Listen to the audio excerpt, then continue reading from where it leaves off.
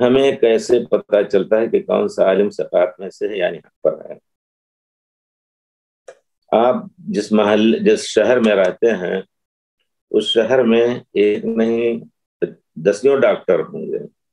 Doctor جن سے علاج آپ لوگ لیتے ہیں یا لوگ لیتے ہیں سب لوگ، تو اس میں زبان خلق جو ہے یہ بھی کہتی ہوگی کہ فلاں ڈاکٹر کا تجربہ بڑا اچھا ہے، ایک نہیں دو نہیں 10 نہیں، یا خاص دانت کا ڈاکٹر فلاں زیادہ ماہر ہے، دل کا ڈاکٹر فلاں زیادہ ماہر، ہڈی کا، یہ تو دنیا جانتی ہے۔ تو اب اسی طرح لوگ اول تو دیکھا کہ وہ پڑھا بھی ہے، پڑھ کر کے آیا ہے، اس نے کلینک کھولی ہے، تو اسی طرح دنیا میں لوگ چھپے نہیں رہ جائیں گے اگر عالم ہے۔ اگر عالم ہے تو ان کا علم انشاءاللہ ظاہر ہوگا،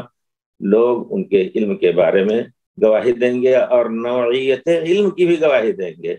کہ فلاں بڑا متعصب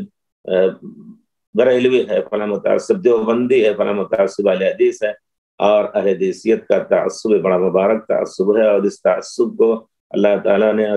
رسول نے مبارک کہا ہے۔ تو کہنے کا مطلب یہ ہے کہ یہ چیز چھپی نہیں رہ جائے گی، چھپی نہیں رہ جائے گی، اور جو شخص غلط باتوں کی طرف لوگوں کو بلاتا ہے وہ بھی چھپا نہیں رہ جائے گا، لوگ جانتے ہیں ان کو۔ اس وجہ سے ہمیں جو شخص اور علم دین کے بارے میں کون عالم زیادہ ثقہ ہے، دنیا کے علوم میں تو آپ جانتے ہیں کہ لوگ گواہی دیتے ہیں، ان کے ساتھ رہنے والے گواہی دیتے ہیں یا کام کرنے والے گواہی دیتے ہیں، لیکن دنیا کے علوم کے بارے میں بھی جو شخص قرآن حدیث کا عالم ہے اسی سے فتویٰ لینا واجب ہے۔ اس کے علاوہ